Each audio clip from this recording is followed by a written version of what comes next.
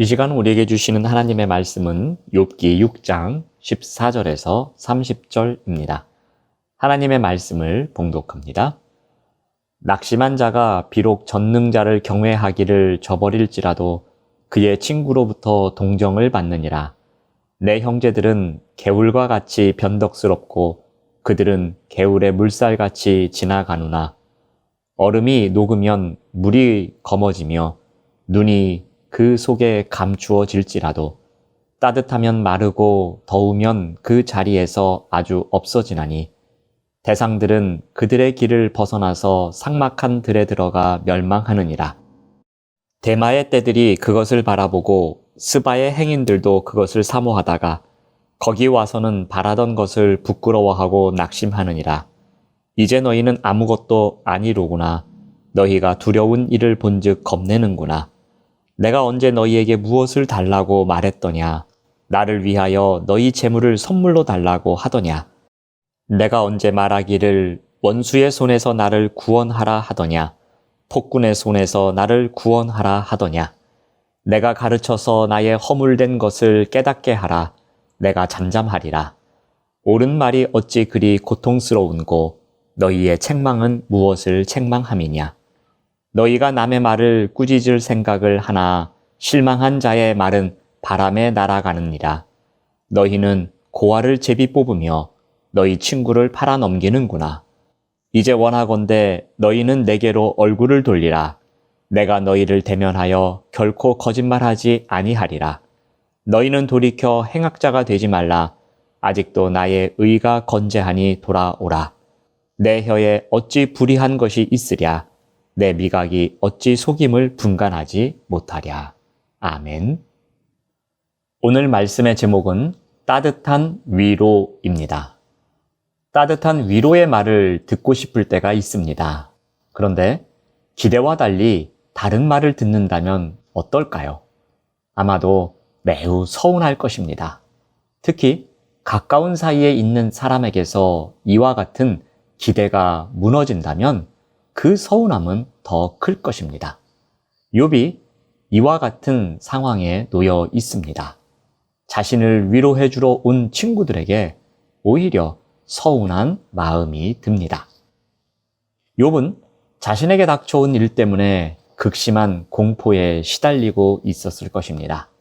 더군다나 이러한 처지에 있는 자신에게 진정한 친구라면 아무리 부족한 모습을 보일지라도 나름 위로하고 동정하는 마음을 가져주는 것이 인지상정일 것입니다. 그런데 이런 친구들을 향하여 욥이 어떻게 합니까? 14절 말씀을 봅니다. 낙심한 자가 비록 전능자를 경외하기를 저버릴지라도 그의 친구로부터 동정을 받느니라. 낙심한 자는 하나님을 향한 원망이 찾아오기 쉽다고 합니다. 욥은 만일 자신이 낙심해 하나님을 원망할지라도 그러한 자신을 동정해 주는 것이 진정한 친구라고 말합니다. 그런데 지금 욥의 친구들은 어떻게 합니까? 친구들은 고통 중에 있는 자신을 공격하고 비판하고 있습니다. 이들을 향해 욥은 어떻게 말하고 있습니까? 15절 말씀을 보시면 내 형제들은 개울과 같이 변덕스럽고 그들은 개울의 물살같이 지나가누나 라고 합니다. 욥은 친구들을 변덕스러운 개울에 비유합니다. 여기서 개울은 와디를 가리킵니다. 이 개울의 성격은 다음과 같이 이야기합니다. 16절에서 17절을 보면 얼음이 녹으면 물이 검어지며 눈이 그 속에 감추어질지라도 따뜻하면 마르고 더우면 그 자리에서 아주 없어지나니. 이 팔레스타인의 와디는 비가 오는 겨울에는 녹은 눈과 함께 시내를 이루지만 여름에는 흔적도 없이 사라집니다.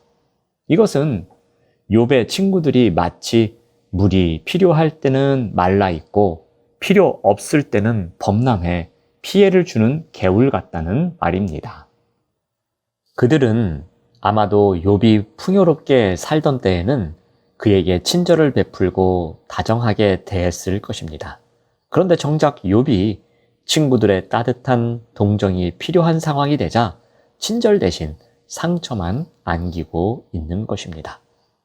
18절 말씀을 보면은 대상들은 그들의 길을 벗어나서 삭막한 들에 들어가 멸망하느니라. 우기인 겨울에 길을 지나가다가 개울에서 물을 마셨던 것을 기억합니다. 그랬던 대상들이 여름에 그 물을 다시 마시기를 기대하며 찾아갑니다. 그런데 그곳에서는 더 이상 물을 찾을 수가 없습니다. 그들은 물을 찾기 위해서 방황하다가 결국 죽음을 맞이할 수 있다는 것입니다. 광야의 대상이 물을 기대했던 것처럼 욥은 그의 친구들에게 동조와 위로를 기대했을 것입니다. 만약 욥이 기대했던 위로와 용기를 친구들로부터 얻었다면 마치 갈증에 시달리다가 물을 발견한 광야의 대상처럼 기뻐하고 위로를 받았을 것입니다. 그런데 친구들로부터 그가 들은 것은 이러한 기대와는 달랐습니다. 욥은 친구들에게 기대했던 것은 바로 고통을 식히고 활력을 줄 수 있는 생수였습니다. 그러나 친구들에게 발견한 것은 쓰디쓴 비난과 어설픈 가르침이었습니다. 욥은 이러한 친구들에게 크게 실망합니다. 21절 말씀을 보시면은 이제 너희는 아무것도 아니로구나 라고 말합니다. 욥은 이제 친구들에게 필요한 것이 무엇인지 이야기합니다. 22절에서 23절을 보면은 내가 언제 너희에게 무엇을 달라고 말했더냐? 원수의 손에서 나를 구원하라 하더냐? 폭군의 손에서 나를 구원하라 하더냐? 욥이 친구들에게 원하는 것은 재물도 아니고 원수나 폭군으로부터 구원해 주는 것도 아니었습니다. 욥은 친구들에게 이렇게 거창하고 놀라운 것을 희망한 것이 아닙니다. 욥이 친구들에게 진심으로 원하는 것은 자신의 고통에 대한 이해와 위로였습니다. 그래서 28절 말씀을 보면은 이제 원하건대 너희는 내게로 얼굴을 돌리라 라고 말합니다. 욥은 친구들에게 그들의 시선을 다시 돌리고 자신이 하는 말을 제대로 경청하기를 바라고 있습니다. 욥은 자신이 죄를 범하지 않았다고 자신이 선과 악과 분별 못하는 어리석은 사람도 아니며 거짓을 말하는 사람도 아님을 단호하게 말하고 있습니다.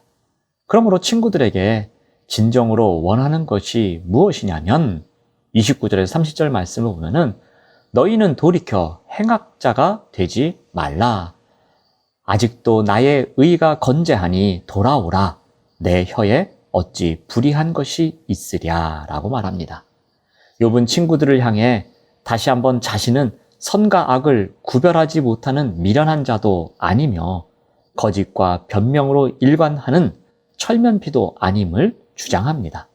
그가 처한 상황과 그의 말을 다시 한번 주의 깊게 듣고 이해해 주기를 바라며 그가 무죄하다는 사실을 인정해 줄 것을 말하고 있는 것입니다. 그러므로 사심 없이 자신의 말을 들어달라고 호소하고 있습니다. 지금 욥에게 어떤 친구가 필요하다고 합니까? 욥의 친구들은 욥에 대한 비극적인 소식을 들었습니다. 그리고 위로하기 위해 욥을 찾아왔습니다. 처음에는 침묵하며 그의 옆에 있어 줍니다. 위로자 역할을 감당합니다. 그런데 시간이 지나면서 욥을 이해하지 못합니다. 왜냐하면 그들이 가진 지식으로 욥을 판단했기 때문입니다. 그들의 기준에서 욥은 하나님께 징계받아 마땅한 죄인일 뿐이었습니다. 이미 그들의 마음에 자리 잡은 이 선입견 때문에 그들은 욥의 말을 진심으로 듣지 않았던 것입니다. 지금 욥에게 필요한 것은 무엇입니까? 진정한 위로입니다. 욥은 감당할 수 없는 고통의 순간을 이해해주고 함께 기도해 줄 수 있는 친구가 필요했던 것입니다. 고통으로 신음하는 자신에게 가장 필요한 친구는 바로 자신의 이야기를 아무런 선입견 없이 들어주는 친구였습니다. 어떤 감정을 쏟아내고 불평한다 할지라도 정죄하지 않고 들어줄 수 있는 친구가 필요했던 것입니다. 진정한 위로자 되는 친구가 필요한 순간이었습니다. 따뜻한 위로가 필요할 때가 있습니다. 위로의 말이 진정한 위로가 되기 위해서 꼭 필요한 것이 있습니다. 먼저 선입견 없이 경청을 해야 합니다. 선입견이 만든 틀을 갖고 상대방의 이야기를 들으면 위로를 할 수 없습니다. 이미 결론이 만들어졌기에 상대방의 이야기는 귓가에서 맴돌다 끝이 납니다. 이런 경우 진정한 위로의 말을 건넬 수 없는 것입니다. 또한 가르치거나 정죄하지 말아야 합니다. 위로받기를 원하는 사람은 대안을 제시해 달라는 것이 아닙니다. 힘들다는 자신의 감정을 공감해 달라는 요구입니다. 그런데 위로에 대한 잘못된 이해를 갖고 있는 사람들은 어떻게 합니까? 내가 이런 생각을 갖고 있기 때문에 이런 일이 생긴 거야. 내가 지난번에 너에게 뭐라고 했니? 이와 같이 가르치거나 정죄하려고 합니다. 이것은 위로가 아닙니다. 위로를 어떻게 해야 합니까? 어떻게 위로를 해야 따뜻한 위로가 됩니까? 잘 듣고 끄떡끄떡 해주면 되는 것입니다. 오늘도 위로가 필요한 곳에서 진정한 위로자의 역할을 감당하시는 우리 모두가 되시기를 바랍니다. 그 자리에서 선입견 없이 경청하시고 가르치거나 정죄하지 마시고 잘 듣고 끄떡끄떡 해주시면 되는 것입니다. 이것이 바로 따뜻한 위로입니다. 이와 같은 따뜻한 위로를 전하는 위로자의 삶을 살아가시는 우리 모두가 되시기를 바랍니다. 기도하겠습니다. 하나님 감사합니다. 위로가 필요한 곳에 따뜻한 위로를 전할 수 있는 우리의 삶이 될 수 있도록 인도하여 주시옵소서. 선입견 없이 잘 듣고 가르치거나 정죄하려 하지 않고 끄떡끄떡 공감해주는 진정한 위로자의 삶을 살아갈 수 있도록 인도하여 주시옵소서. 예수님의 이름으로 기도드립니다. 아멘.